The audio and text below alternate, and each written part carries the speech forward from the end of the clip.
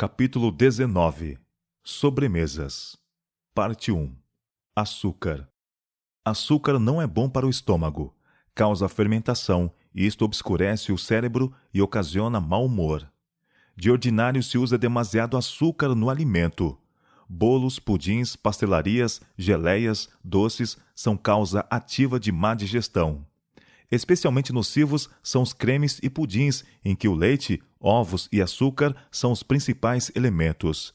Deve-se evitar o uso abundante de leite e açúcar juntos. O açúcar abarrota o organismo, entrava o trabalho da máquina viva. Houve um caso na comarca de Montcalm, Michigan, o qual me referirei.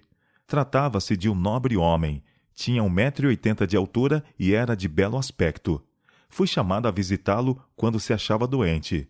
Já havia conversado com ele acerca de sua maneira de viver. Não me agrada o aspecto de seus olhos, disse-lhe eu. Ele usava grande quantidade de açúcar. Perguntei-lhe por que fazia isto. Disse que abandonara o uso da carne e não conhecia melhor substituto do que o açúcar. Seu alimento não o satisfazia, simplesmente porque a esposa não sabia cozinhar. Alguns de vós mandai vossas filhas, já quase adultas, para a escola, a fim de aprenderem as ciências antes de saberem cozinhar, quando isso devia ser considerado de primeira importância. Aí estava uma mulher que não sabia cozinhar, não aprendera a preparar alimento saudável. A esposa e mãe era deficiente neste importante ramo de educação, e em resultado, visto como o alimento mal cozido não era suficiente para satisfazer as demandas do organismo, era ingerido açúcar imoderadamente, o que provocava um estado doentio de todo o organismo. A vida daquele homem era sacrificada desnecessariamente à má cozinha. Quando fui visitar esse doente, procurei explicar-lhes tão bem como pude como deviam fazer, e logo ele começou, aos poucos, a melhorar. Mas imprudentemente usou suas forças quando não podia ainda, e comeu pequena porção de alimento de qualidade imprópria, e de novo baqueou. Desta vez não houve remédio para ele. Seu organismo assemelhava-se a uma viva massa de corrupção. Morreu vítima da má cozinha. Procurou fazer o açúcar substituir o alimento apropriado, e tão somente piorou a situação. Sento-me com frequência à mesa de irmãos e irmãs e vejo que eles usam grande quantidade de leite e açúcar. Isso sobrecarrega o organismo, irrita os órgãos digestivos e afeta o cérebro. Tudo quanto embaraça o ativo funcionamento do maquinismo vivo afeta muito diretamente o cérebro. E segundo a luz que me foi dada, o açúcar, quando usado abundantemente, é mais prejudicial que a carne. Estas mudanças devem ser feitas com prudência, e o assunto deve ser tratado de maneira calculada, a não desgostar e suscitar preconceito às pessoas a quem queremos ensinar e ajudar. Não devemos ser dominados para pôr na boca alimento que produz uma condição mórbida, por mais que dele gostemos. Por quê? Porque somos propriedades de Deus. Tendes uma coroa a conquistar, um céu a ganhar, um inferno a evitar. Então, por amor de Cristo, eu vos pergunto: quereis ter diante de vós a luz brilhante em raios límpidos e distintos, e desviar-vos-eis dela, então, dizendo: eu gosto disto e gosto daquilo? Deus concita a cada um de vós a começar a planejar, a cooperar com Ele em seu grande cuidado e amor, para elevar, enobrecer e santificar toda a alma e corpo e espírito, a fim de sermos co-obreiros de Deus. É melhor deixar em paz os doces. Deixai em paz aquelas sobremesas doces que são colocadas sobre a mesa. Não necessitais delas. Precisamos de uma mente clara para pensar segundo a vontade de Deus. Venda de guloseimas no acampamento.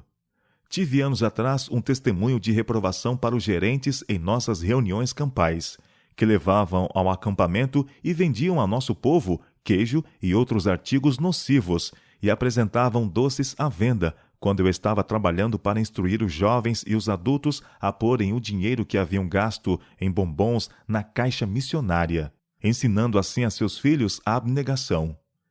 Tem-me sido comunicado luz quanto aos alimentos providos em nossas reuniões campais. São por vezes trazidos ao acampamento artigos que não se harmonizam com os princípios da reforma de saúde. Se havemos de andar na luz, a nós dada por Deus, precisamos educar nosso povo, velhos e novos, a dispensar aquelas comidas que são ingeridas apenas por condescendência com apetite.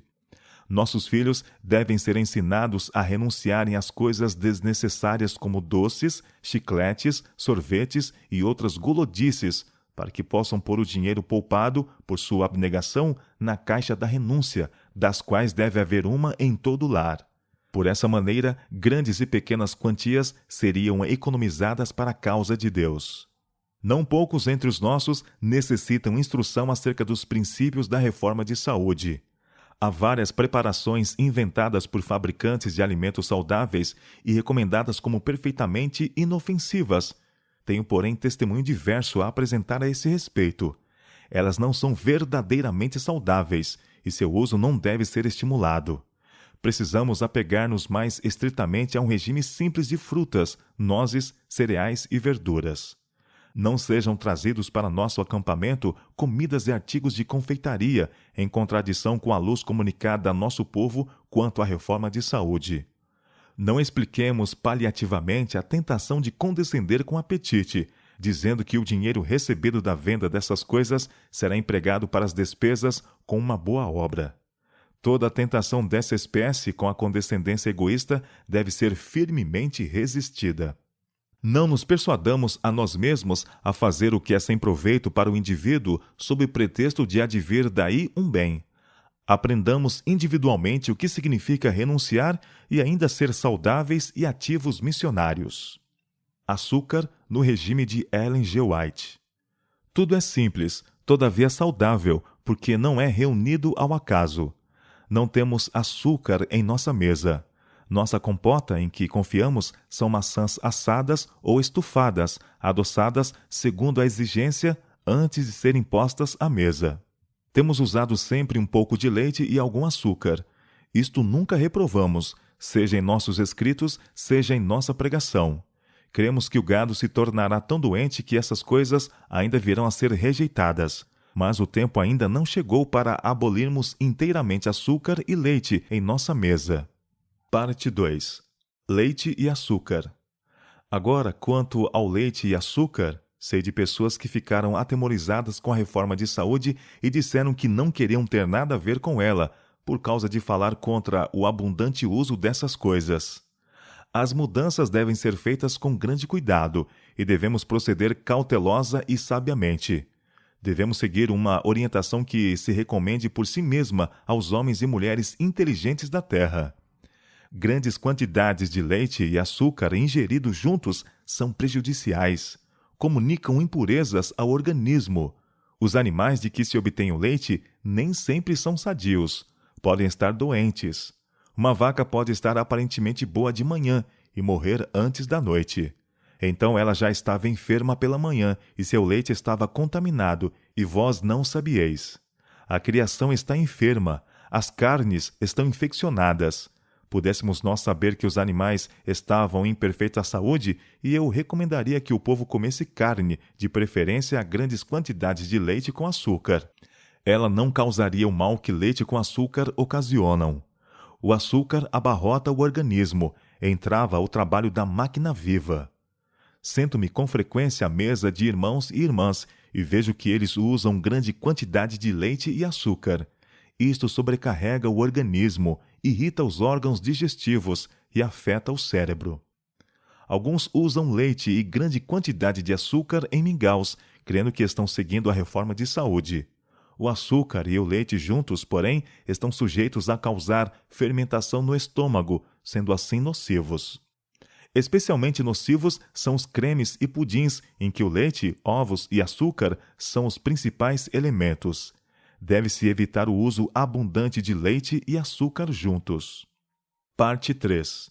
Tortas, bolos, pastéis, pudins. As sobremesas que levam tanto tempo a preparar são muitas delas prejudiciais à saúde. Tentação a excesso de condescendência. Muitas são as mesas em que, havendo o estômago recebido tudo quanto ele requer para levar avante seu trabalho de nutrir apropriadamente o organismo, vem outra série, consistindo em tortas, pudins e caldas grandemente condimentadas. Muitos, se bem que já tenham comido bastante, ultrapassarão os limites e comerão a tentadora sobremesa, que, entretanto, está longe de se demonstrar um bem para eles. Se os extraordinários oferecidos para a sobremesa fossem totalmente dispensados, seria um benefício. Porque é moda, em harmonia com o apetite mórbido, o bolo substancioso, tortas e pudins e tudo quanto é nocivo é aglomerado no estômago. A mesa deve estar carregada de variedades, do contrário, o apetite corrompido não se satisfaz. Pela manhã, esses escravos do apetite estão muitas vezes com mau hálito e têm a língua saburrosa. Não gozam saúde e cogitam porque sofrem dores, dói-lhes a cabeça e sofrem vários males. A família humana tem condescendido com um crescente desejo de comida requintada, até que se tornou moda acumular todas as iguarias possíveis no estômago. Especialmente nas festas, condescende-se quase sem restrições com o apetite. Toma-se parte em almoços requintados e jantares tardios, os quais consistem em carnes altamente condimentadas com molhos fortes, bem como bolos confeitados, tortas, sorvetes, etc. Porque é moda, muitos que são pobres e dependem do trabalho de cada dia se dão à despesa de preparar para as visitas diversas espécies de bolos confeitados, conservas, tortas e uma variedade de comidas da moda, as quais só prejudicam os que delas participam. Quando, ao mesmo tempo, necessitam dessa importância gasta para comprar roupas para si e seus filhos. O tempo ocupado em preparar comidas para satisfazer ao gosto à custa do estômago devia ser consagrado à instrução moral e religiosa de seus filhos. Não faz parte do regime saudável e nutritivo. Muitos compreendem a maneira de fazer diversas qualidades de bolos, mas essa não é a melhor qualidade de alimento a ser posta na mesa. Bolos doces, bem como os pudins e cremes, causarão perturbações nos órgãos digestivos. E por que tentaremos os que rodeiam a mesa pondo-lhes diante tais artigos? Alimentos cárneos e bolos e tortas requintados, preparados com especiarias de qualquer espécie, não são o regime mais nutritivo e saudável. As sobremesas ingeridas em forma de cremes são tendentes a causar mais mal que bem. Frutas, caso possam ser obtidas, são o melhor artigo de alimentação. De ordinário se usa demasiado açúcar no alimento. Bolos, pudins, pastelarias, geleias, doces são causa ativa de má digestão. Especialmente nocivos são os cremes e pudins em que o leite, ovos e açúcar são os principais elementos. Deve-se evitar o uso abundante de leite e açúcar juntos. Esforcem-se diligentemente os que advogam a reforma de saúde a fazerem dela tudo quanto professam que ela é. Rejeitem qualquer coisa que seja nociva à saúde. Usem comida simples e saudável. As frutas são excelentes e poupam muito trabalho de cozinha.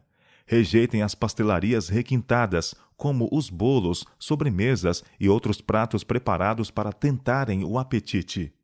Comam menos qualidade de alimentos em uma refeição e com ações de graças. Não são proibidas as sobremesas simples. A torta simples pode servir como sobremesa, mas quando uma pessoa come 2 ou 3 pedaços meramente para satisfazer a um apetite desordenado, desqualifica-se para o serviço de Deus. Alguns, depois de partilharem largamente de outros alimentos, comem a sobremesa, não porque dela necessitem, mas porque é saborosa. Se os convidarem a servir-se de outro pedaço, a tentação é demasiado grande para resistirem, e 2 ou 3 pedaços de torta são acrescentados ao peso já colocado sobre o organismo. O que assim faz nunca se educou em exercer renúncia. A vítima do apetite está tão apegada à sua maneira de ser que não pode ver o dano que se está causando a si próprio.